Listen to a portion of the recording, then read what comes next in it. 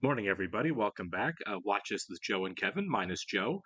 We're going to be watching episode 7 of For All Mankind today. Really kind of barreling towards the end of the season with a whole lot going on and to resolve. Um, Once again, we've kind of kept Pathfinder, that angle of it, kind of in the background. We're focusing more on the two missions that deal with the Soviets. We got to see a lot from the Soviets, and obviously Danny and the rest of her crew are now in the Soviet Union. Stark contrast to NASA, clearly. The biggest takeaway from me on that last episode is still the dynamic of Gordo and Tracy. How early on in the season, right? They're both trying to put on a happy face while in the backgrounds there are definitely cracks. Tracy doing the much kind of a national darling doing the like Tonight Show tour, national sales stuff and everything. So she's doing quite well on the surface, but we see that there are problems. She's got a little bit of a drinking and substance problem herself. She doesn't really want to be an. I don't know that she really wants to be an astronaut anymore, or at least didn't then. Um, Gordo doing the much less prestigious like lodge tour, giving kind of the same speech, also drinking way too much. But in the last episode, they both seem to be doing better, and I think they're both kind of facing some of their past a little bit. Obviously, Gordon's going back to the moon; he's really got to. And Tracy, I think flying for Tracy's kind of done the same thing, right? She's gotten to the moon, she's kind of stripped of all of it. She was struggling, but now that she's kind of refocused, I think she's doing better. She's said nice things about Gordo, but I think that's all kind of reminiscing. And so I thought Gordo took a really bad turn when he went to Sam to say, I'm going to take Tracy back. Just I'm letting you know, man to man. And that's not a I'm being a good guy telling you that thing. I don't care what Gordo thinks. That was kind of crappy. I like the fact that the show didn't really present Sam as a heel or a bad guy in any way. I feel like it would have been way too melodramatic if he was like kind of like a comic book villain, And so it's like, well, of course Gordo should take Tracy back or whatever. Well, like she doesn't have a say, listen to me. Like yes, Tracy has autonomy as well, or try to take her back. I should put it that way. He doesn't seem like that bad of a guy. Thinking about it over the week, though, it was a little gross, I feel like, because clearly when Gordo went over and he offered the wine and couldn't stop talking about how much it cost, there was a little bit of chest puffing out about I'm richer than you. I took your ex-wife, and I just want you to know that I am better than you. There was a little bit of it there. It was pretty subtle. It was a little passive aggressive. Um, but all in all, Sam doesn't seem like a horrible guy. I think this is really misguided by Gordo. I hope it is. I wouldn't like it if Tracy decided to leave her husband for Gordo.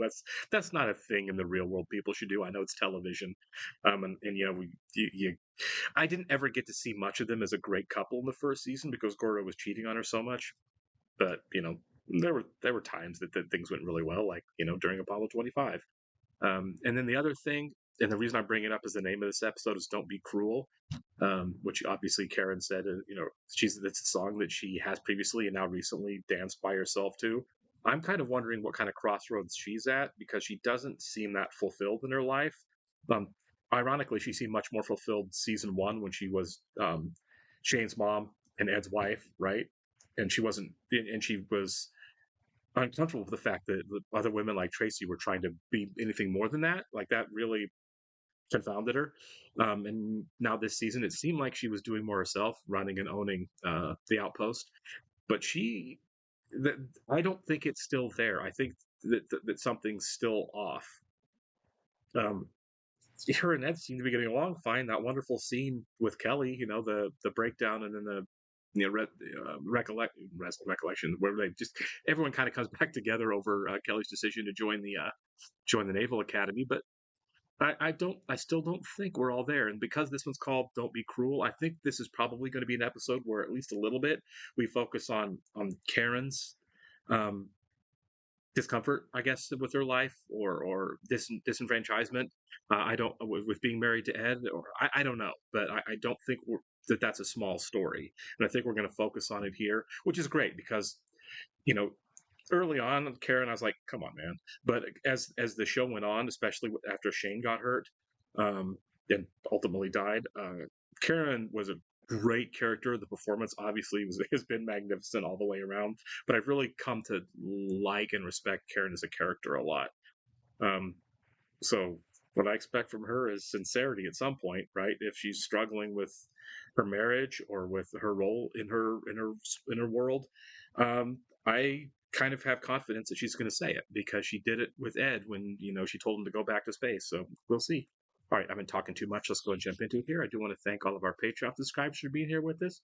And I'd like to give a special shout out to Actuarial Looker, Balas Foldes, Chris, Jeff, Christy Goverston, NJ, Surya Gundafarapu, Weird Magic, and Torgir Lingstad, and I'm so sorry on every name I got wrong there. I'm sure there's more than one of them.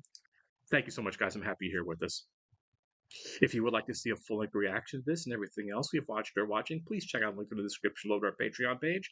On every show, including For All Mankind, we're at least 4 episodes ahead on Patreon of where we're on YouTube.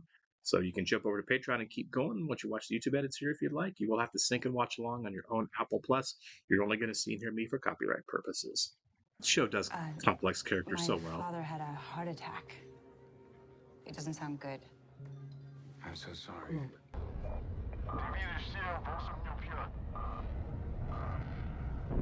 What is happening? Is that a fighter plane? A Soviet fighter plane? What are you doing? For this proposed space station, are we really? Are you kidding me? That is a massive act of war. I'm assuming the intent was to kill Tom and Ellen. Good God. I'm sorry you missed your flight for nothing. I blame your mother for overreacting. It's not nothing, Dad. You had a heart attack. I'm thinking about leaving NASA. Bullshit. I'm serious. The White House is calling for you.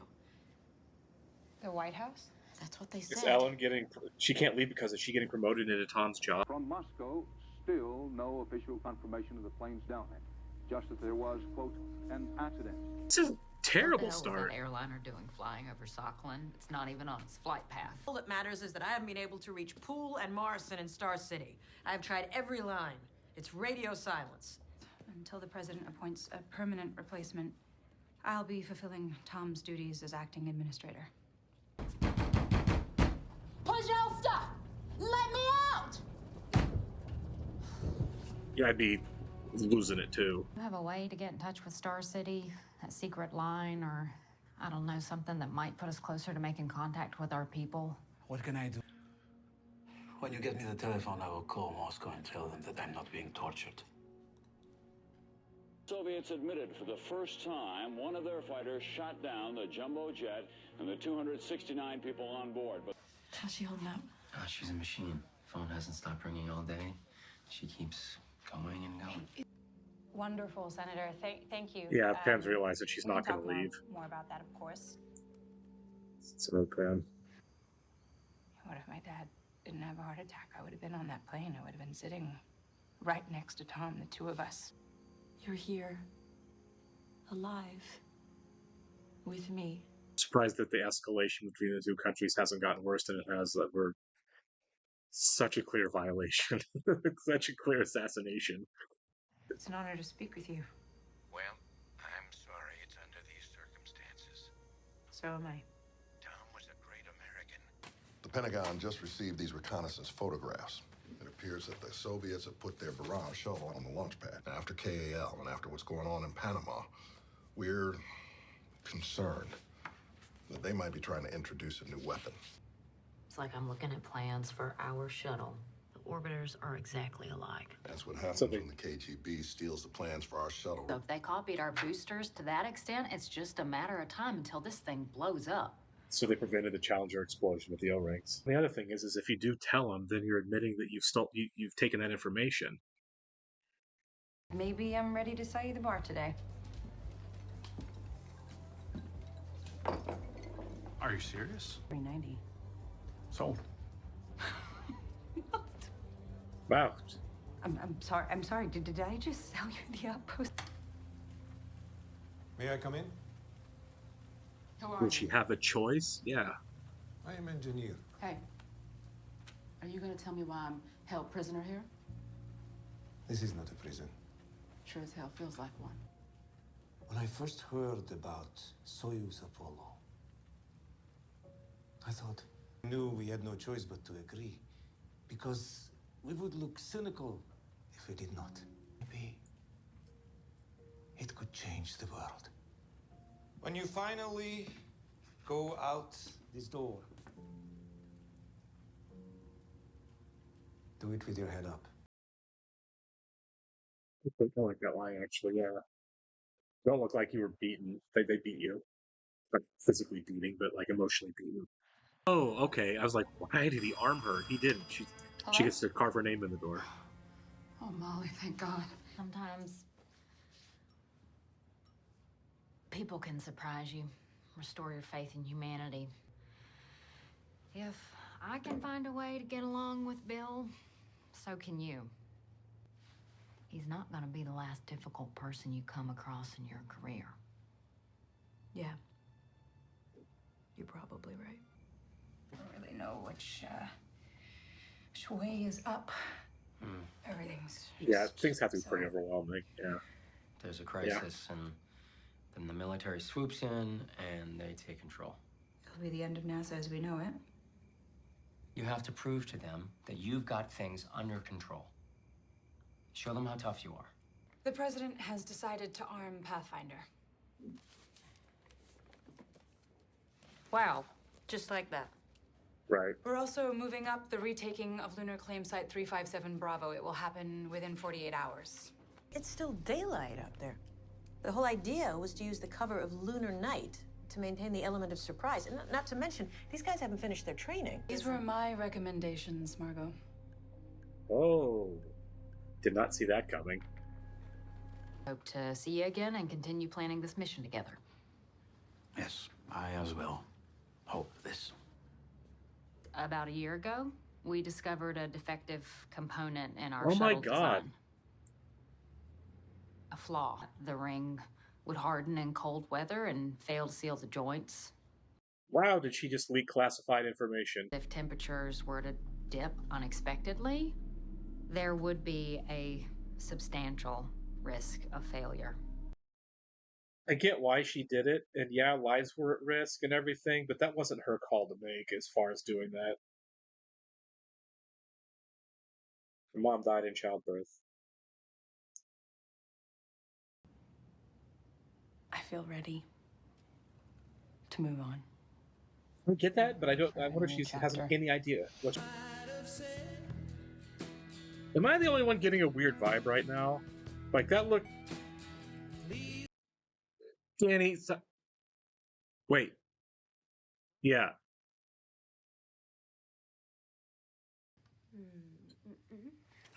This is not how you erase that, man. The president wants us to retake the claim at 0800 tomorrow. Let us have faith in Abraham Lincoln's words, that right makes might. Oh, and in that wow, faith, what a let cut. us to the end. Canyon inside. Final approach to canyon, 90 seconds to drop point. That drilling rig wasn't on the sat map. Should we abort? Negative, going downrange. Oh, wow.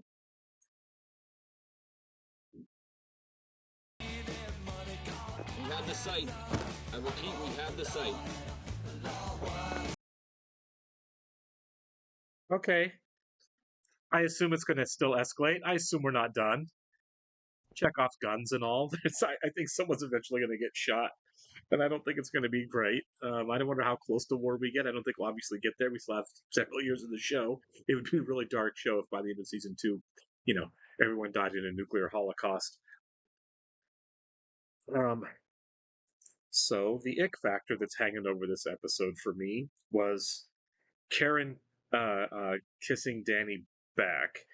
I'm not surprised. I mean, he's like, what, 19? She's an attractive woman. They're close. He's known her his whole life. I guess it's fairly normal for him to develop feelings for her like that. It's a bold choice to act on him. But he did. I'm more shocked that she reciprocated even briefly. And this isn't an age thing at all. Whatever, older women dating younger men, younger women, whatever, vice versa. It doesn't matter. Love is love. Be with who you want. But it's not even the adulterous factor to either for me. It's the relationship that they've always had. Like, she was his like babysitter forever. Like, that's her young son's best friend when they were kids. Um, that's weird, right? Like, that part of it's what's really weird for me. Um, is the fact that like she, like, especially when Tracy was busy training in season one, she did an awful lot of raising of Danny. It's kind of like you see these people who are like dating their older babysitters. Didn't Dwight do that on The Office? And it was so weird. He went on a date with a woman who babysat for him forever when he was little. And this is the same thing, which is off-putting. I don't know where we're going to go with that. Um, if I had to guess, I would say that this was a real wake-up call potentially for Karen, to where she's going to be like, "Hey, Ed, we need to talk. I'm clearly not happy right now. There's obviously something way off, much more so than I thought. Like, I thought we were hinting all through this show that there was something a little bit off, um, at least this season. And wow, did that get ratcheted up to 11 really hard in a very disquieting way. I think that was intentional. I think the show wanted us to be like, oh my god, things are not okay. Um, and then you factor that in with the conflict with the Soviets, right?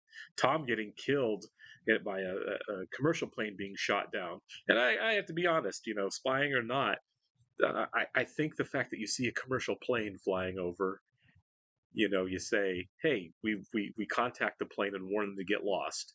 But a commercial plane is a commercial plane. The idea that it's pilot, I don't care if it's at night, that if you spot a plane and you don't know what it is, you don't just shoot it down.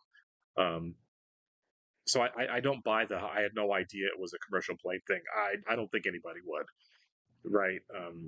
It's like shooting down a UFO, right? Like, if you don't know what it is you're shooting at, it happens. You divert it. You threaten, you radio, whatever. But that was a complete act of hostility. I assumed that Tom was the target, but apparently that was not the case. As we learned going through, I love how the show lays out information. This is an exposition superstar show for sure. And so military tensions, diplomatic tensions were already high, and now Ellen says retake the mine from the Soviets on the moon. So I'm kind of curious now. We have 3 episodes left on the season, what that's going to look like, and what role. We obviously see what the lunar role is going to be. Do the Soviets come back with guns themselves? Those two guys didn't have them. That doesn't mean that there's not a plan in place for them to. But I was going to say, what does that mean for Apollo Soyuz moving forward? Is that going to be a really big catalyst in kind of easing things? And what does it mean for Pathfinder? We keep talking about Pathfinder and now the other shuttle being armed. Where do we go with that?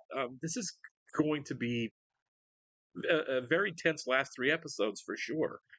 I don't know when Pathfinder is supposed to launch. I don't. This is a show that again does a lot of time jumps. Are we close to Gordo? We didn't see Gordo this episode. Are we close to Gordo joining Tracy on the moon? And what's that dynamic going to be? And where are the tensions on the moon going to be like when that happens? Man, there's a lot to happen here. And where's Apollo Soyuz happen? I'm going to go out on a limb here, I guess a very small one, and assume that in the last 3 episodes, we're going to cover a lot more time than we did in the first 7. Right. It's been a fairly tight timeline, I feel like, on the first 7 episodes of this season. I feel like that's going to change. I feel like we're going to get to Apollo Soyuz this season. We're going to get to Pathfinder this season, and we're going to get to an escalation and hopefully by the end of the season at least, a de-escalation of military tensions with the Soviets. Who knows? I feel like, Margot really shouldn't have told that guy the information that she did. I can't remember the Soviet engineer's name. She definitely, technically committed an act of treason by sharing classified information with an adversary. But is that ultimately going to be one of the things that helps resolve a lot of this tension? It might be. It might be a thing that, like, yeah, you shouldn't have done it, but you might have really helped prevent a war between military superpowers. Guess we'll see. All right, I'll catch you on the next one, guys. Oh, Karen.